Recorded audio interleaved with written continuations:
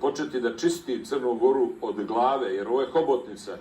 A vi hobotnice, ako otkinete pipke, pipci će ponovo da izrastu. Znači, osnovno pravilo je da se organizovanom kriminalu prekinu veze sa političkim establishmentom. Mislim, vi sad imate u vladi opet neke ministre koji vidite da predstavljaju DPS Bemax i vidite da su odmah zainteresovani za ključna mjesta u bezbjednostnom sektoru. Iako nisu ministri zaduženi za tu oblast. Se bave poslom za koji nisu zaduženi. Odmah, ali svi su zainteresovani, niko nije zainteresovan kakav će biti budžet, da li će se realizovati ti kapitalni projekti u budžetu, kao što se nisu realizovali zadnje 3 godine, da li je isplativ autoput, da li je pravedno da se podignu penzije minimalno na 450 € i da se izjednače oni koji su 40 godina radili, uplaćivali doprinose i oni koji su 10 godina radili i možda uplaćivali minimalne doprinose, to nikoga ne zanima. Ali ko će bude direktor policije, ko